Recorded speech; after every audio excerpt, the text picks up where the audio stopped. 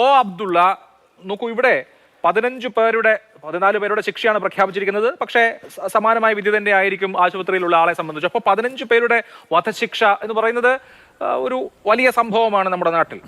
മേൽക്കോടതികൾ ശിക്ഷ ശരിവെക്കാതിരിക്കും തുടങ്ങിയ കാര്യങ്ങൾ പിന്നീട് വരുന്ന കാര്യമാണ്. വിചാരണ കോടതി 15 പേരെ കൊലക്കയറിന് ശിക്ഷിച്ചിരിക്കുന്നു ഈ രാഷ്ട്രീയ കൊലപാതക കേസിൽ എന്നുള്ളത് എനിക്ക് തോന്നുന്നു. രാഷ്ട്രീയ കൊലകൾ നമ്മുടെ നാട്ടിൽ വീഴ്ത്തുന്ന ചോര, കണ്ണീര്, ഇതൊക്കെ ഒരുപാട് കണ്ടവരാണ്. അത് നാടിന്റെ ശാപവുമാണ്. അപ്പോൾ ആ നിലയ്ക്ക് ഇതുപോലെയുള്ള കൊലകൾക്ക് അറുതി വരുത്താനുള്ള ശക്തമായ താക്കീതായി ഈ വിധി മാറില്ലേ?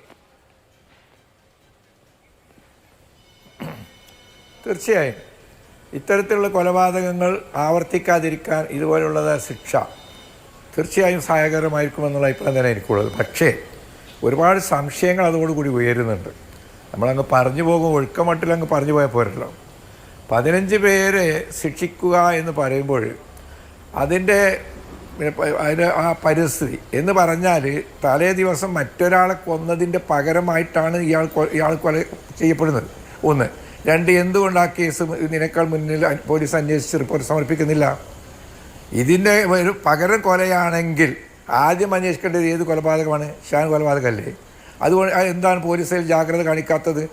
ഈ കേസ് വളരെ ജാഗ്രതയായി അന്വേഷിച്ചതിൻ്റെ പേരിൽ DGP ബന്ധപ്പെട്ടവരെ അഭിനന്ദിച്ചു എന്നുവരെ റിപ്പോർട്ടുകളുണ്ട്. അത് ശരിയാണോ തെറ്റാണോ നമുക്ക് പറയാൻ കഴിയില്ല. അപ്പോൾ അത് അന്വേഷിക്കാതെ അക്കാര്യത്തിൽ ഒരു അലംഭാവം കാണിച്ച് അങ്ങനെ കാര്യങ്ങൾ, അത് ഒരു ഒറ്റപ്പെട്ട സംഭവമല്ല. ഇത്തരത്തിലുള്ളതായ അവശ്യ വിഭാഗങ്ങളെയും ന്യൂനപക്ഷ വിഭാഗങ്ങളെയും അതുപോലുള്ള പാവങ്ങളെയും ഒക്കെ തെരഞ്ഞു പിടിച്ച് കൊന്ന് ഇല്ലാതാക്കുക എന്ന് പറയുന്ന ഒരു പ്രത്യയശാസ്ത്രം ഇവിടെ വളരെ കാലങ്ങളായി പ്രവർത്തിച്ചുകൊണ്ടിരിക്കുന്നുണ്ട്. അവരാണ് ഈ രാജ്യം ഭരിക്കുന്നത്. അവരെ പച്ചയിൽ പറയുകയാണെങ്കിൽ RSS എന്നാണ്. ഇന്ത്യയിൽ നിന്ന് മതന്യൂനപക്ഷങ്ങളെ, ക്രിസ്ത്യാനികളെയും മുസ്ലിങ്ങളെയും തുടച്ച് നീക്കുക എന്നതാണ് അവരുടെ പ്രഖ്യാപിത ലക്ഷ്യം. അവരുടെ പുസ്തകങ്ങൾ, വേദപുസ്തകമായ ഗോൾവാൾക്കറുടെ പുസ്തകങ്ങൾ, ബഞ്ച് ഓഫ് തോട്ട്സിലൊക്കെ മുസ്ലിങ്ങളും ക്രിസ്ത്യാനികളും ഇല്ലാത്തതായ ഒരു രാജ്യമെന്ന് അവർ പ്രഖ്യാപിച്ചിരിക്കുകയാണ്. അത് ഇതുവരെ തിരുത്തിയിട്ടില്ല. അതിനെ തുടർന്നാണ് പല സംഭവങ്ങളും, അനിഷ്ട സംഭവങ്ങളും ഉണ്ടാകുന്നത്. ഈ ഇതിൻ്റെ പശ്ചാത്തലത്തിൽ ചിന്തിക്കുമ്പോൾ പ്രതിരോധം എന്നത് ഒരു ജീവൻ നിലനിർത്താനുള്ള, ഇന്ത്യയെ പോലുള്ള ഒരു മതേതര രാജ്യത്തിൽ വിശ്വസിച്ച് ഇവിടെ അച്ചടക്കത്തോടുകൂടി ജീവിക്കുന്ന പ്രതിരോധം എന്ന് പറയുന്നത് ഒരു മനുഷ്യനെ പുലർച്ചെ വീട്ടിൽ കയറി അയാളുടെ 6 വയസ്സായ കുഞ്ഞിന്റെയും പ്രായമായ അമ്മയുടെയും ജീവിത പങ്കാളിയുടെയും മുന്നിലിട്ട് അതിനിഷ്ഠൂരമായി മുഖത്തടക്കം മഴുകൊണ്ട് വെട്ടിക്കൊല്ലുന്നതാണോ? അതിനിഷ്ഠുരമായ ഒരു മനുഷ്യനെ ന്യായീകരിക്കാൻ കഴിയാത്ത ഒരു കൊലപാതകം പ്രതിരോധമാണെന്ന് പറയുന്നത്? പ്രതിരോധം രാഷ്ട്രീയമായൊക്കെ നടക്കേണ്ടതാണ്. പുലർച്ചെ വീട്ടിൽ കയറി ഒരു മനുഷ്യനെ വെട്ടി നുറുക്കുന്നതാണോ പ്രതിരോധം? ഒരു നിലക്കും ഇതിനെ ഞാൻ ന്യായീകരിക്കുന്നില്ല. എനിക്ക് ഈ പകരം വീട്ടലിനോട് യോജിപ്പില്ല.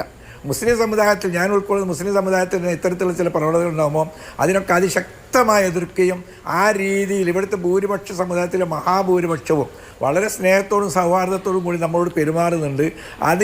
അതിനെ പോസിറ്റീവായി കാണുക എന്നല്ലാതെ പകരത്തിന് പകരം അത് ചെയ്യാനേ പാടില്ല എന്ന് വിശ്വസിക്കുകയും അത് ഉച്ചത്തിൽ വിളിച്ചു പറയുകയും ചെയ്യുന്ന ഒരാളാണ് ഞാൻ.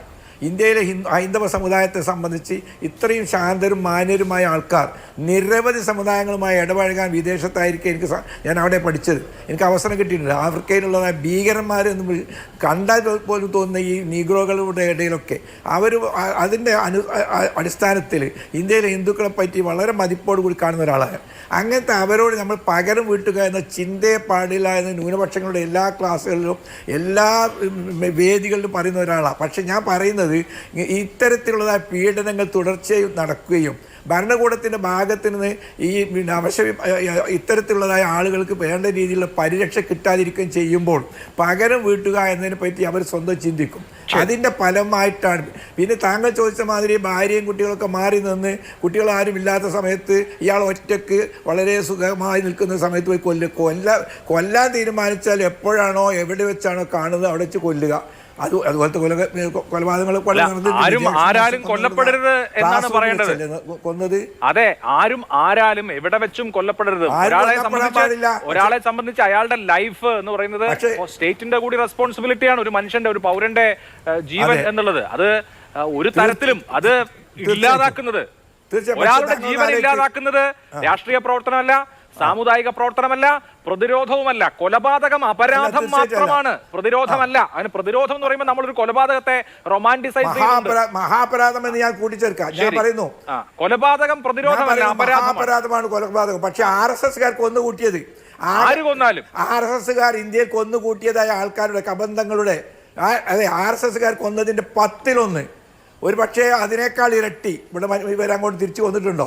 അപ്പോൾ ഒരു വിഭാഗം കൊലപാതകങ്ങളുടെ ലക്ഷ്യമായി എടുക്കുക. നോക്ക്, ഇന്ന് നമ്മൾ ഈ 30-ാം തീയതി ജനുവരി 30-ാം തീയതിയാണ് സംസാരിക്കുന്നത്. ഗാന്ധിജി ആരാ കൊന്നത്? ശരി, അല്ല ഗാന്ധിജി ആരാ കൊന്നത്? ഒരു കൂട്ടരുടെ കൊലപാതകം നല്ലത്, ഒരു കൂട്ടരുടെ കൊലപാതകം മോശവും എന്നൊന്നുമില്ല. കൊലപാതകമാണ്. ആ കൊലപാതകത്തിന് ഈ പറയുന്ന പോലെ സമൂഹത്തിന്റെ മനസാക്ഷിയെ ഉണർത്തുന്ന വിധത്തിലുള്ള ശിക്ഷ ഉണ്ടാവുക എന്നുള്ളതാണ്.